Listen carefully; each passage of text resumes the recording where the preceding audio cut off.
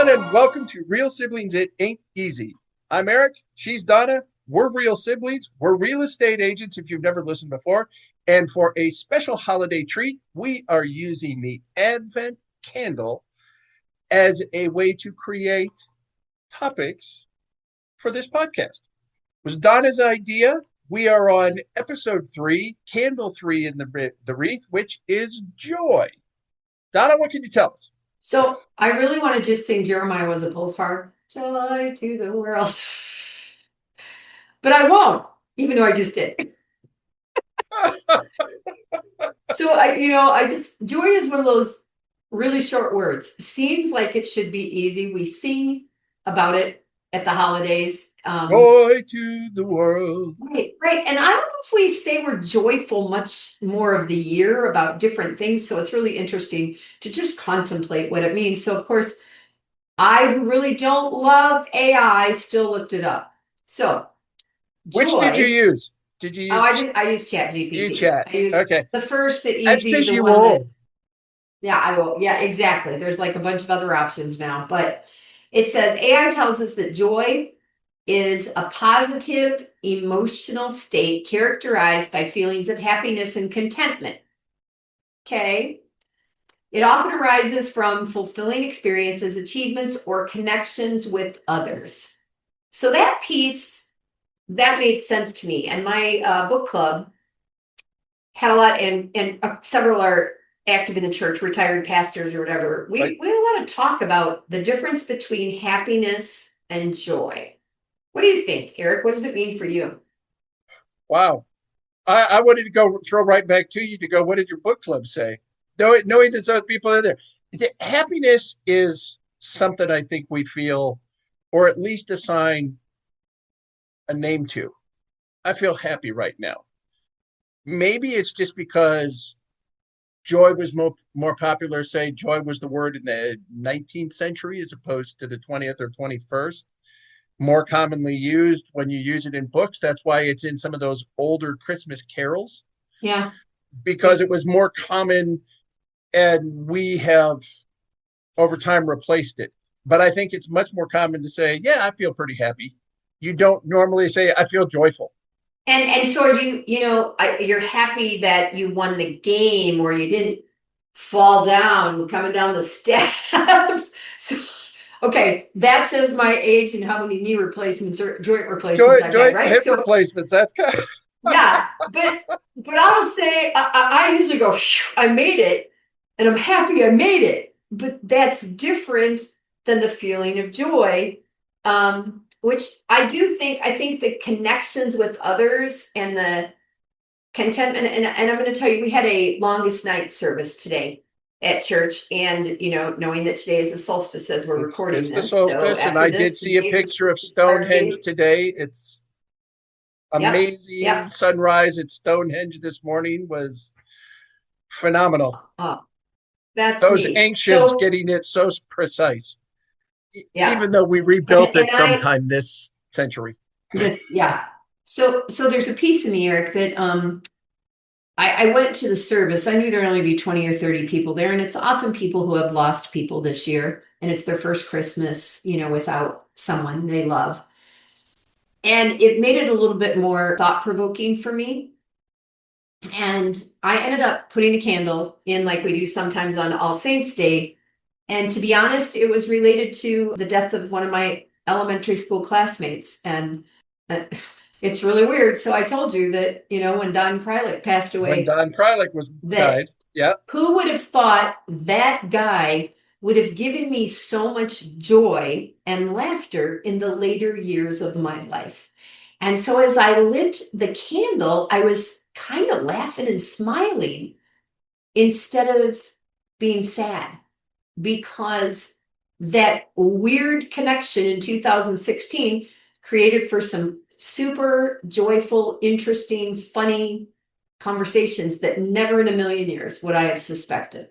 And that's a very different feeling than just saying, oh, I was happy to talk to you, Right. Okay. Absolutely. No, that is very, very true. So do you feel like even when you sing it at church, do you feel joyful?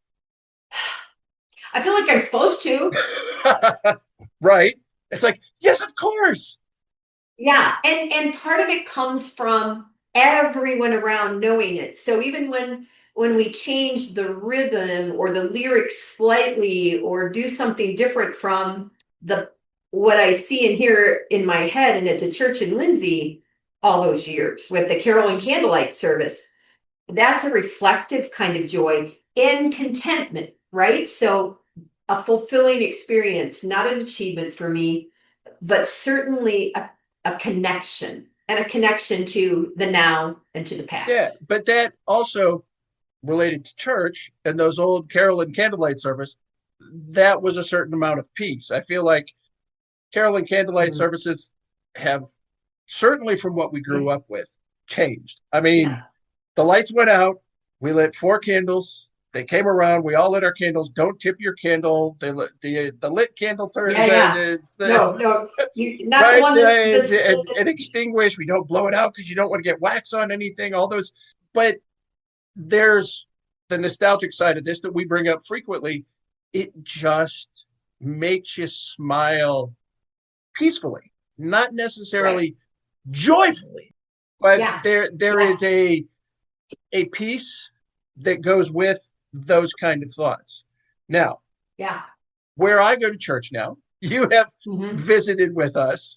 Yeah. Uh, I would say that I have not been in a body that continually seems so intentionally positive, upbeat, and joyful. Yeah, our recent Thanksgiving service, we do 2 Thanksgiving services throughout the year. Mid-year recognizes all of the different missions and systems and everything that everybody works in at the church to keep it running.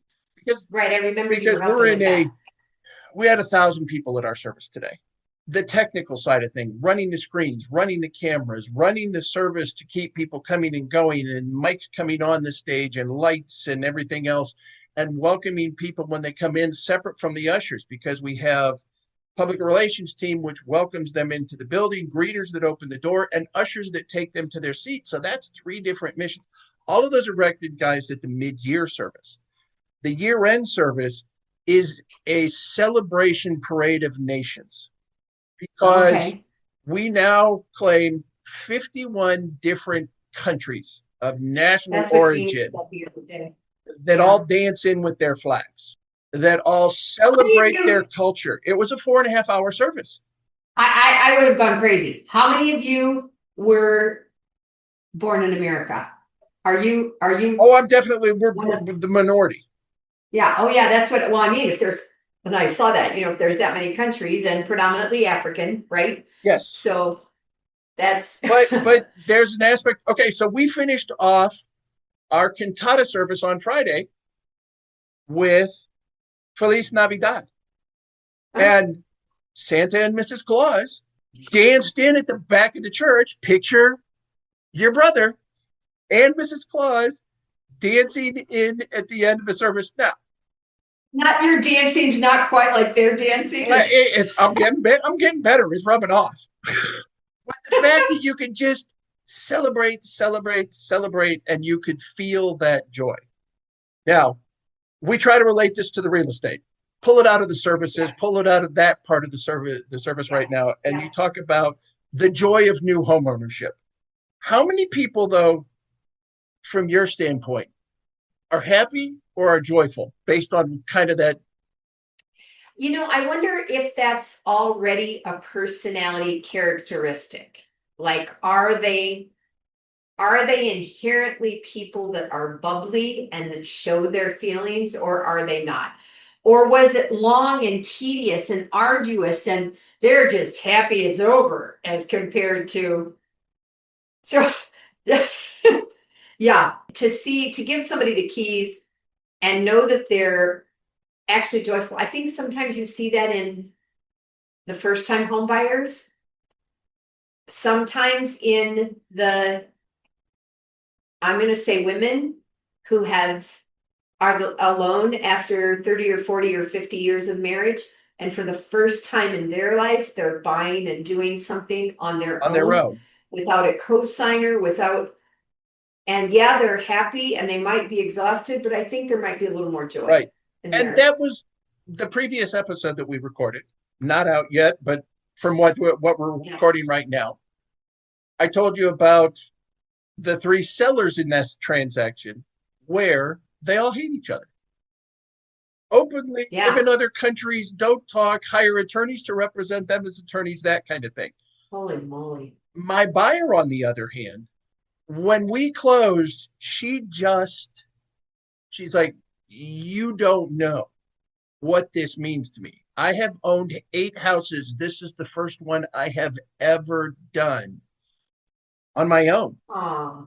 And there were so many things that I was so concerned about that you just helped get you all the way through it. So to the point where they came to our cantata service on Friday night to celebrate. Yeah. Well, and Eric, when I was there in August, September, whenever I was there, and I think that's when we drove out and we saw the lady that was buying the house to have the place for her goats. Yes. So I remember going there, and I've done this many a place on the road with you in Texas, thinking I'd never live out here. You know, I don't know how you get here. I don't know where it goes. Don't know where it ends. We're driving through all this land. We get to this house. It's kind of a cool house. I mean, I have to say that. And then she came later or the next day or whatever. But the point of that is she had the little baby goats, right? Yes. And she needed a place for them and then we looked at pictures and we looked at you as Santa Claus going to be posing with those little baby goats. Okay. And we've got some new kids and I've got to get out there and I've got to get the goat pictures. But now that the season for me is over, now I can focus and I'm going to get with her probably after Christmas to do those pictures and get my baby goat and whether she's joyful or whether the little goats make her joyful. They're just hysterical. I mean, there's a reason that goat yoga is. Yeah. Have you seen the puppy yoga now? Yeah. I mean, where they just bring in the puppies and let them run around and they're licking and sniffing and getting people's on the noses. And it's. I don't know if that would be joyful for me. It's hysterical.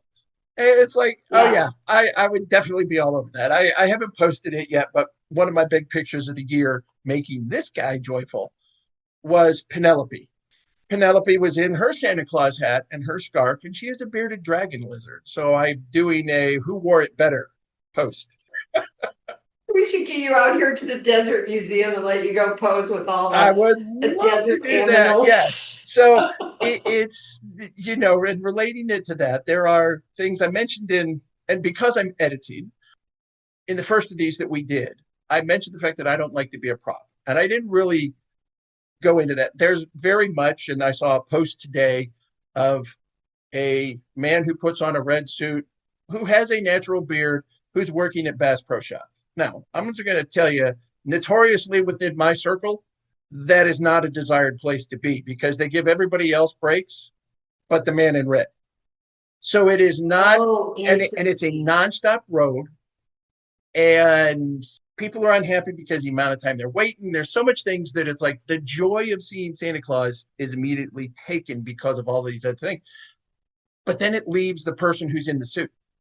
And I don't like to do that. 2 seasons ago, I was at a place where it was 6.5 hours in a 15-foot round silo. And child after child after child after child. And you do that 2 days in a row.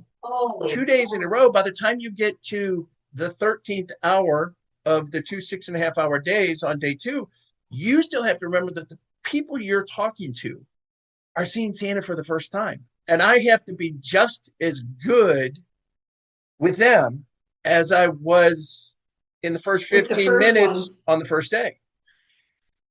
And you really do. It's like any actor, any performer. It's like you have to get into your head and say, this is the character. This is who I have to continue to be.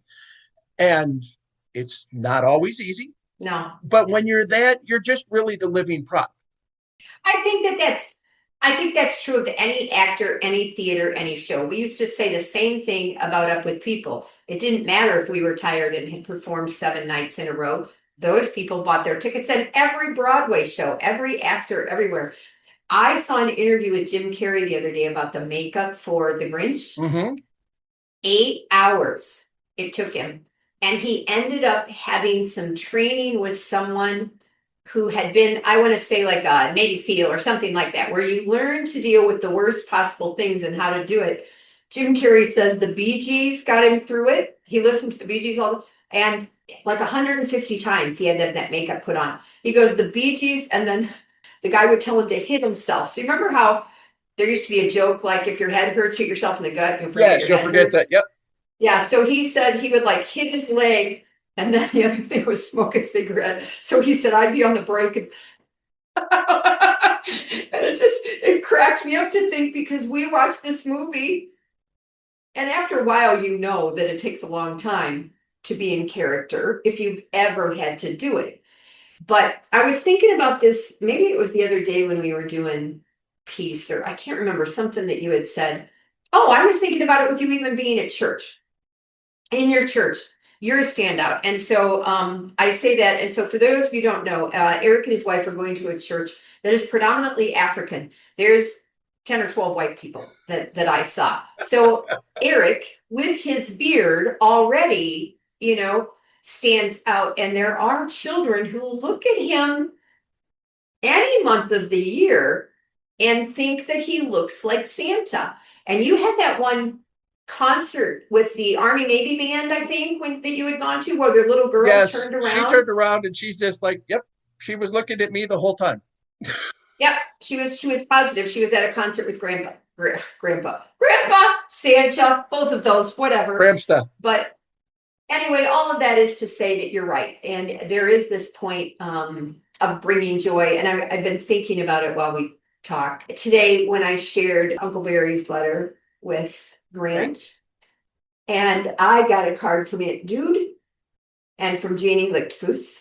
So these are 3 living relatives of Mom's generation who still write some notes. Janie writes a letter. Those bring me joy and clearly make me cry too. and it doesn't. So let's wrap this one up. As we go through this, happiness, joy, pleasure, what is that word that you use? Joy is the word of the season. What brings us joy? Celebrate the joy. Is that a cooking a favorite recipe? Is that the telephone call? Is it the receiving of the Christmas card? Is it going to church? Is it being able to give and do something that you would not normally do? Whatever that thing is, find out what it is that can bring you that unique experiential, and enjoy some joy of the season. And continue it into the new year, because we need all of it that we can get. Alrighty. Thanks for joining us, everybody. This is, Eric had said, is the 3rd of the 4 that we are doing in the month of December related to the Advent candles. And for those of you that don't already know this, I am Donna. I'm a realtor with Keller Williams in Southern Arizona around Tucson. And this is my brother, Eric. And he's in San Antonio, Texas, also with Keller Williams. And we are Real siblings. Thanks so much. Merry Christmas. Merry Christmas.